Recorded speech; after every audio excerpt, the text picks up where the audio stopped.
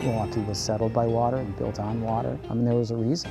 At one point, we had more grain silos and moved more grain through Milwaukee than Chicago did. The lakes used to be like the freeway, if you can imagine. Many, many ships. The schooners were the semi-trailers of the day. As a historian, you look back on why Milwaukee is Milwaukee, and the Great Lakes have so much to do with it. Lake Michigan is a bear when it comes out of the Northeast. You better get out of there. There are more than 750 shipwrecks in Wisconsin waters. There are new discoveries made every day. You go down the line, and all of a sudden that wreck appears. And it's like, wow. These are time capsules. It's a moment frozen in time when they go to the bottom. Out of the 19 men, 9 were killed, 10 were saved, and 2 were never found. We're trying to understand the characteristics of how the water is changing. So we're trying to understand better what is going to happen with the shipwreck. The lake lives. You get the sense that this is a massive body of water that is fame of song and story. 2 guys that never were found are in there. They have to be.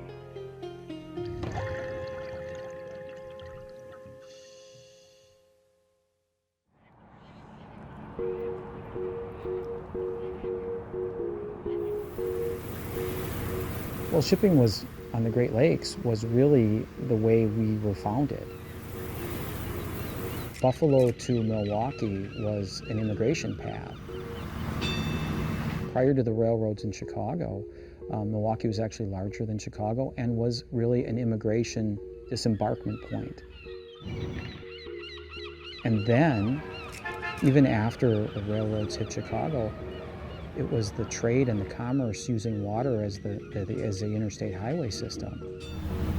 The lumber from the Upper Peninsula of Michigan going to Chicago, especially after the Great Fire to rebuild the city, was huge.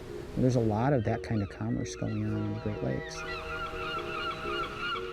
Water was the trade lane well into the 20th century on the Great Lakes. Once the interstate highway system developed and the railroads expanded a little wider into the Midwest region, the reliance on water diminished a bit. But really, it was the waterways and the shipping industry that built up and settled this region of the country using the Great Lakes. We still are a global trading port. We still trade all over the world by water and maritime, as well as within the Great Lakes.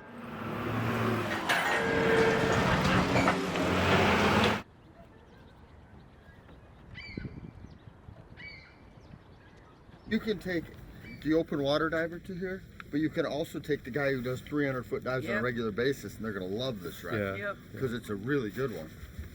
It starts at 55 feet. You know, you jump in the water, you go down, and there it is, right there.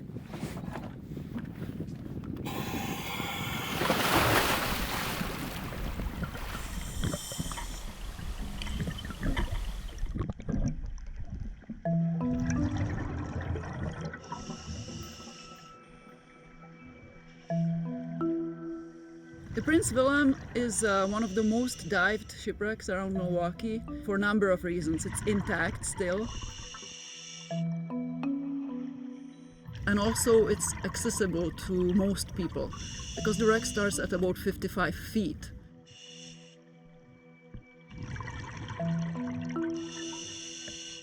We are very lucky in the Great Lakes because the water is fresh and cold. On the bottom it's usually always 40 degrees. It doesn't change, so the shipwrecks are preserved.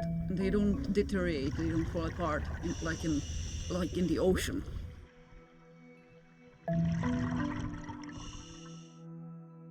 Prince Wilhelm V was a regular visitor to Milwaukee.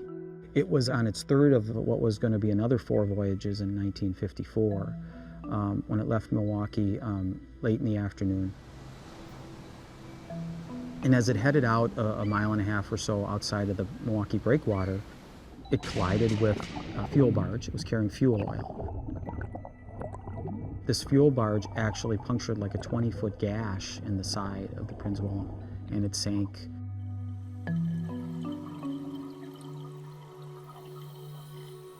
But before it did go down, the Coast Guard cutter Hollyhock from Milwaukee came out and made sure everyone was rescued. So there were no casualties during the loss.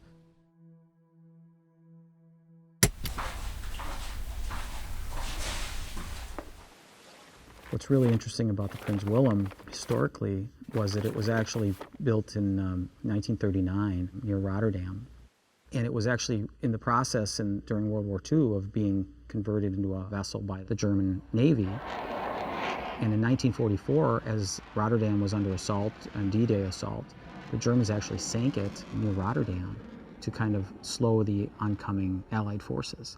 And it stayed there until like 1947 when it was raised, cleaned up, rebuilt, and put into service and trade, ultimately with the Great Lakes becoming its trading route.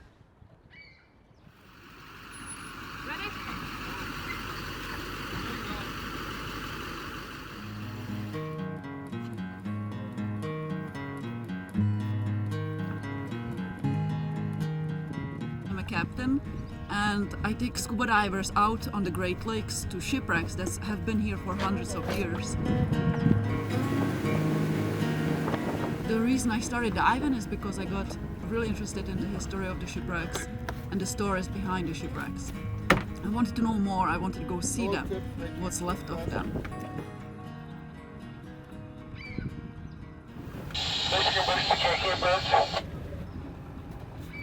All right, you good? Dive. As divers, we get trained properly, and if you follow the proper protocol, it's a very safe sport. If you get ahead of yourself and do something that's not safe, then you can end up staying on the bottom forever.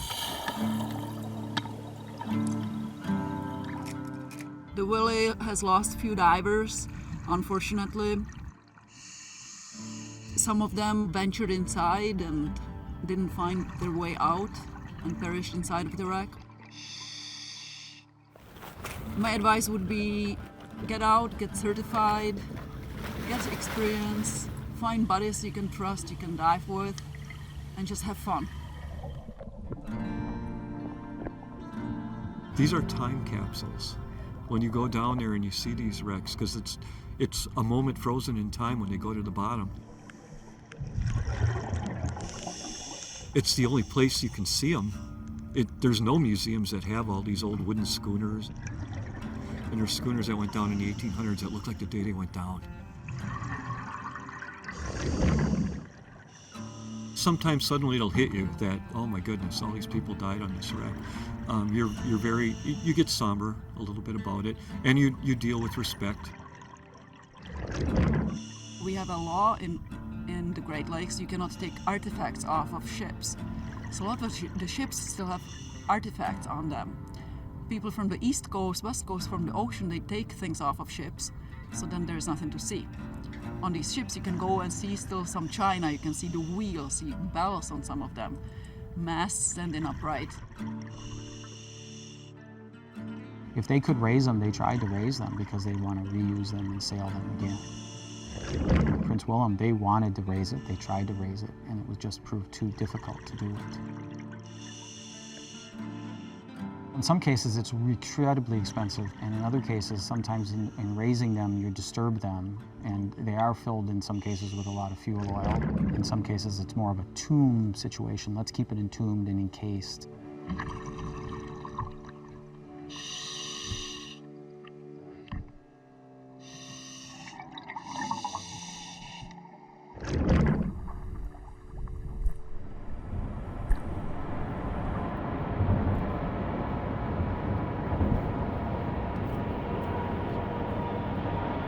That's about the age I was, about there. 18, 19, something like that. For years, I was the youngest guy on a lot of the rigs we worked on. When the shipwreck was happening, were you scared? Yeah, oh, of course. I thought this is not right. You don't go out and go to work and expect to drown. The dredge had no business being out there as far as I'm concerned, but who was I? I was just a young guy.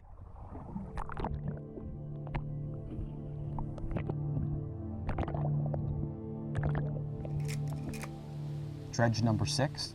It was built by Manitowoc Shipbuilding, and it was built to dredge. It was a pretty flat-hulled vessel. It had a big scoop on it. It was built for a company in Chicago, Fitzsimons and Connell, and it was used essentially to dredge channels. In 1956, the Oak Creek Power Plant was just being built by Wisconsin Electric, and they were in the process of building 4 different units for that power plant. And what they wanted to do was deliver the coal by water with full vessels, full Great Lakes vessels. But the channel at the dock, and there was a turnaround area, wasn't deep enough to allow those vessels to be filled with coal. So the dredge's job, it was hired to do, was to dredge the channel at the Wisconsin Electric plant in Oak Creek deep enough to allow a full vessel of coal to deliver coal. So it was May 23rd of 1956, and they were working late, but the wind started kicking up. All of a sudden, it just turned around. Boom. It come right out of the northeast, which is the worst on Michigan. And at 2 o'clock in the morning, this thing decides to turn over.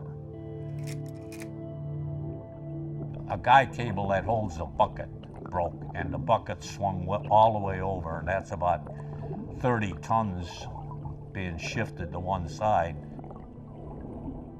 Fireman told me, he said, "Jerry, get the hell out of here. It's time to go." So we jumped into the water.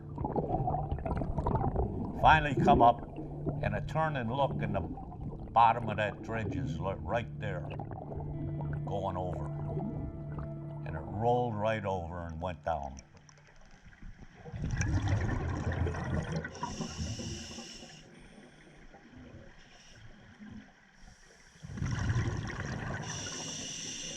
The crew of 19 had no opportunity to launch their lifeboat, and 9 of the 19 perished as a result.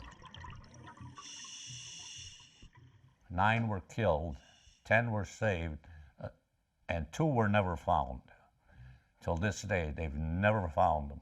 Was one of the oilers and a second cook.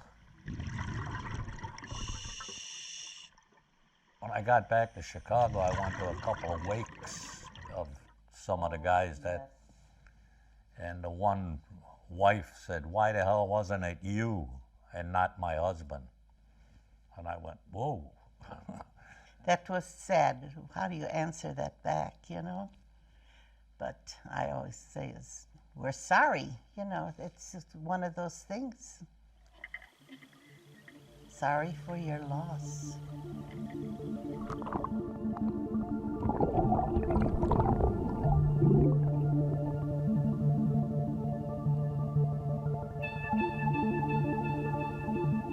I started diving because I had this, I just wanted to know what was on the bottom where I couldn't see the bottom.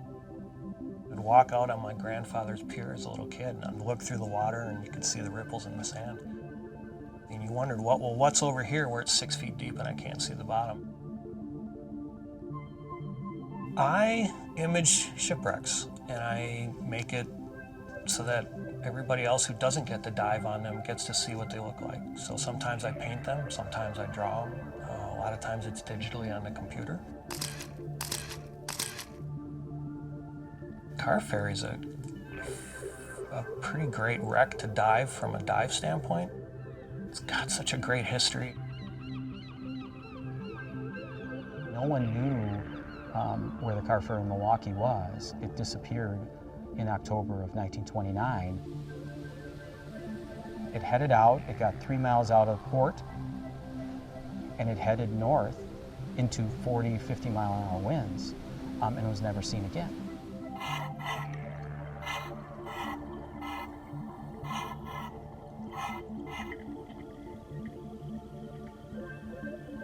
We went and we were looking specifically at archaeological evidence on the bottom so that we could answer that very question of how the ship went down.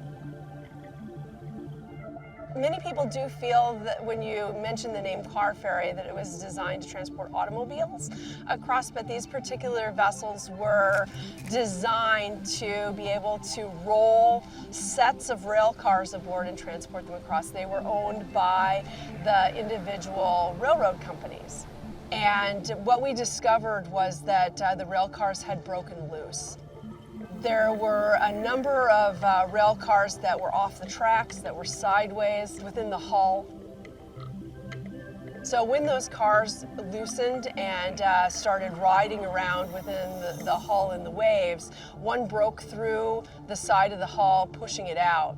And that eventually led to the sinking of the ship. So much water came in. It's like a war zone. It's just a big, on the outside, it's starting to cave in on itself and stuff like that. You see torn apart rail cars, and you see torn apart metal and sheet metal, and then the bow is kind of starting to separate from the rest of the ship. And then a ways off of the bow section is the pilot house, which is still standing on the bottom. You can still see the words Milwaukee written on it. There's always this conflict as to how many people were lost, and because there were no survivors, there was no one to interview really to be able to address how many people were actually aboard. And really because some people didn't report because they didn't feel that the ship was actually going to go out that day. So there's really no way of telling exactly how many people were lost, but we know that it was a quite substantial disaster in Wisconsin history.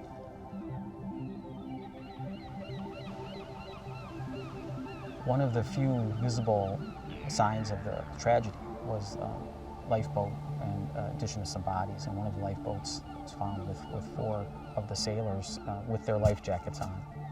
So it tells you that they were able to get to a lifeboat, but that the conditions were so rough that they just were unable to survive.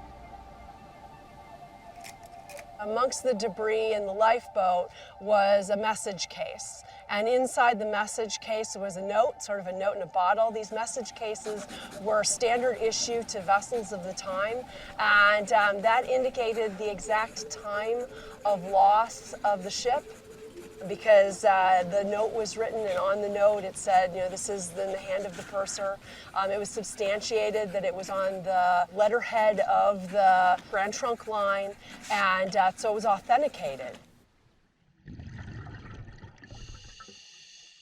It's always sad when not a soul makes it off of a shipwreck, and that adds something to the experience of diving it. You know, we don't have pretty fish and we don't have reefs. We have shipwrecks, and there's no place in the world that's got more better preserved historic wrecks than the Great Lakes. These are some pictures of Captain Ed, as he was known in the family. Edward was a captain, and he spent 45 years as a car ferry captain on the Great Lakes. This was from the Milwaukee Journal in 1938, talking about my great-grandfather, Edward E. Martin. The Milwaukee was purchased by the Grand Trunk in 1908, and Captain Martin came to service as a wheelman.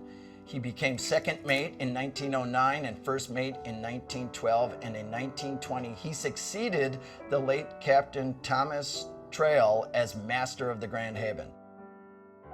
Mainly, you know, he had been serving on the Milwaukee for a number of years, and in 1927 he got commissioned to be on the Madison, and I'm just convinced that if he hadn't received that commission, which was his first captainship, that he would have been on the Milwaukee and would have gone down with the Milwaukee, and I probably wouldn't be sitting here talking to you if that was the case.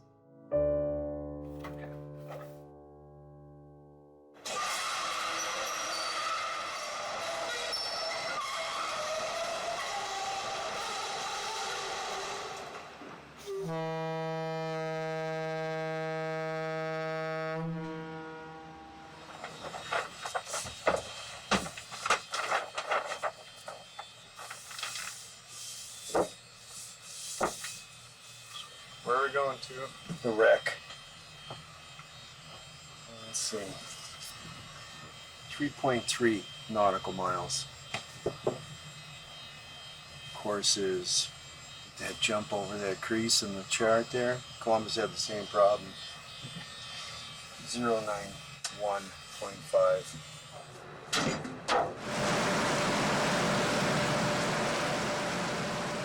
Now we are just outside of the main gap. This is the main gap between the Milwaukee Harbor and Lake Michigan.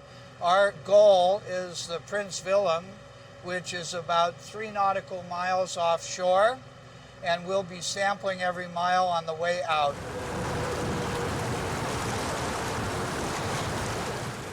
So the Seki gave us what, 10.5? No, 9. 9, and the other side? Other side 6.7. 6.7. So the quagga mussels started invading in Lake Michigan around 2003 in a substantial rate. And when you see the shipwreck, you'll start noticing that in between the mussels, now you can have algae. So the algae are going to be also attaching to there. And what happens is that you have organic matter now depositing into your shipwreck, it starts degrading it as well. So very slowly, but you start changing the characteristics of the surfaces. 3, 2, 1, sample. 12, 10, 50, number 10.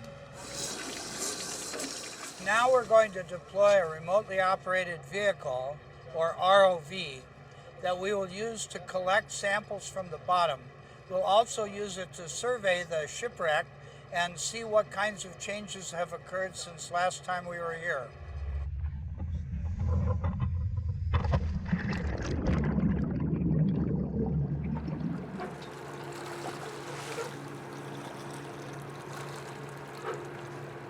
Here we are looking at the edge of the Prince Willem, and we're near a railing, and you can see that the surfaces are largely encrusted with a growth, which is mostly mussels. There are several ways in which the animals alter the shipwrecks, and in the case of a shipwreck, any alteration is permanent. Stressed by currents, for example, during a storm, and pulled off, they will pull a small piece of wood along with them.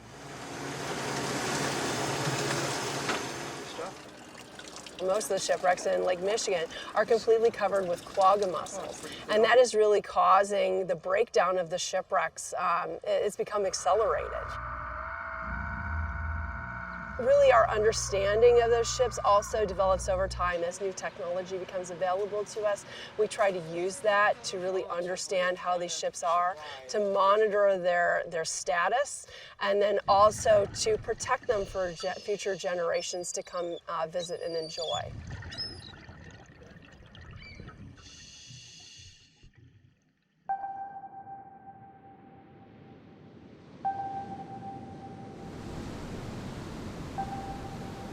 I kind of watch the weather. I'm very conscious of weather. And I'll notice something and I'll say, storm coming up. It's going to get tough on the Great Lakes. Then I think about them seamen. There's nothing there that we could find anymore. It would have to be buried or gone by now. But you still have that respect, and you still have to be careful.